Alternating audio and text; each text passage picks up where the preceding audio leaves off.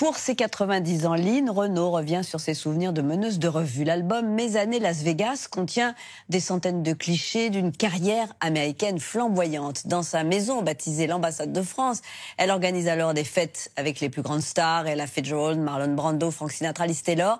50 ans avant Céline Dion, Lynn Renaud vit son rêve américain, un film en Technicolor dont elle partage les images avec Chloé Thibault. Les jours, les mois, les années passent. Et est-ce que vous ne m'oubliez pas trop? Comment l'oublierait-on, Madame Lynn Renaud, sans doute la plus américaine de nos vedettes françaises. 90 ans, 75 ans de carrière et aujourd'hui un livre que l'on a parcouru avec elle. Récit de ces années magiques passées aux États-Unis, photos inédites longtemps restées cachées dans une petite boîte poussiéreuse. Moi, je voyais mon mari tout le temps, toutes ces années, avec cet appareil qu'il adorait. Ça s'appelait un Hasselblad, son Hasselblad, son Hasselblad. Ah là là, c'était un trésor. Et donc, j'ai des photos de scènes que j'ai découvertes dans cette boîte, des photos de scènes de moi à Vegas et même à Hollywood. Mais le rêve américain démarre bien plus tôt, à Paris. Le voyage commence en 1954. À cette époque, Lynn a 26 ans. Vous remontez au temps passé. Oh! Ma cabane au Canada est blottie au fond des bois. Depuis la sortie de son premier titre en 1947, Ma cabane au Canada, elle enchaîne les tubes. Étoile des neiges. Toi, ma petite folie, toi, ma petite folie. Mademoiselle Fromarmentière, parlez-vous. Un succès à en faire pâlir de jalousie une autre chanteuse qui connaît alors une petite traversée du désert, Édith Piaf. Elle n'avait pas à avoir peur, on n'était pas sur le même registre. Elle a demandé à ce que j'arrête de chanter. Et là, le hasard a fait que Bob Hope est arrivé. Bob Hope, c'est la grande star de la télévision américaine. Un soir de 1954, il assiste au tour de chant de Lynn Renaud au Moulin Rouge, alors temple du musical. Et à la fin du spectacle, Bob est venu dans ma loge et m'a dit « Would you like to go to America ?» Alors j'ai dit « It's my dream ». Contrat signé pour 5 passages dans le célèbre Bob Hope Show. Direction Londres d'abord, puis New York et la Californie. Avec Bob Hope, vous apprenez tellement. Si on connaît son métier, on le peaufine vraiment en Amérique. Ils ont le sens du rythme, ils ont le sens du timing. Quand je suis revenue d'Amérique, je suis revenue comme les Américaines faisaient leurs performances. Les Américaines, elles ont des boys autour d'elles, 4 ou 6 boys. Elles ont des auteurs qui écrivent leurs textes, les auteurs qui écrivent des lignes drôles. À gauche, c'est parfait. Là, il y a quelque chose qui va pas. Ah oui? Et quoi? Ouais.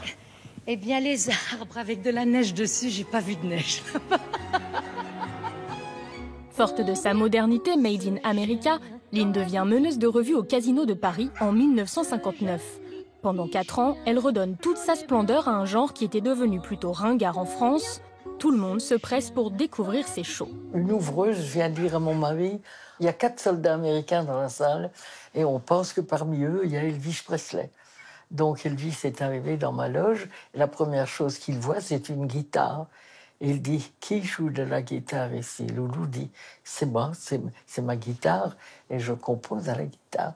Alors là, il a enlevé sa veste, les autres soldats américains comme lui, et il était en bras de chemise, et il dit à Loulou, puis je la prends, Loulou lui donne, et jusqu'à 6 heures du matin, j'ai eu le plus beau concert de gospel, de negro spiritual.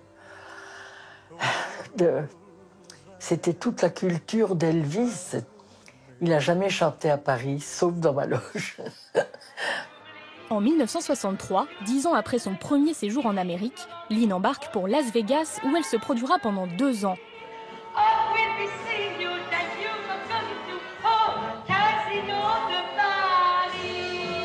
Un changement de décor qu'elle n'a pas toujours bien vécu.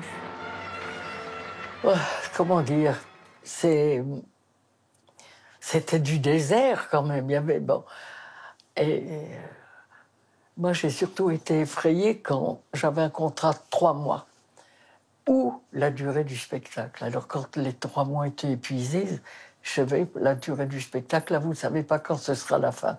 Alors là, j'étais paniquée. Là, j'avais le blues, je pleurais tout le temps.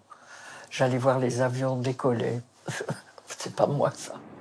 Bon, alors on va pas perdre de temps ici. Je vous emmène en ville. Pour ne pas céder au mal du pays, elle organise de grandes soirées dans sa maison, très vite rebaptisée l'ambassade de France. Quand je vivais ce moment-là, ça me semblait tout naturel. Armstrong jouait à Vegas. On se rencontrait entre artistes, on travaillait ensemble. C'est seulement vu maintenant, quand je vois tout ce que j'ai vécu, tout ce que j'ai rencontré, que je me dis que j'ai eu beaucoup de chance. Et les Américains aussi ont eu de la chance. Lynn Renaud a apporté un peu de magie française dans la capitale mondiale du jeu. Il y avait des projets de faire un casino à Vegas et c'est moi qui ai suggéré pourquoi vous ne faites pas un Paris. Il y a Monaco à Las Vegas, il y a tout le... Mais il n'y a pas Paris. Et puis j'étais embarquée là-dedans, quoi. Et quand le Paris a été construit, ils m'ont demandé d'en faire l'ouverture. Alors j'ai fait venir Catherine Deneuve, Aznavour, Michel Legrand, Quincy Jones. Et c'est pour ça que j'ai beaucoup d'attaches avec elle. J'y ai fait beaucoup de choses. Si bien qu'en 2017, elle a inauguré une rue à son nom en plein Las Vegas, ce n'est pas rien. Alors avant de la quitter, on lui a demandé quel avait été son secret pour mener une aussi belle carrière. Travailler. Beaucoup travailler. Et pas montrer que c'est du travail. C'est du rêve. On vend du rêve, mais derrière le rêve, il y a beaucoup de travail. Et puis, j'étais pas seule. On était 2. À moi.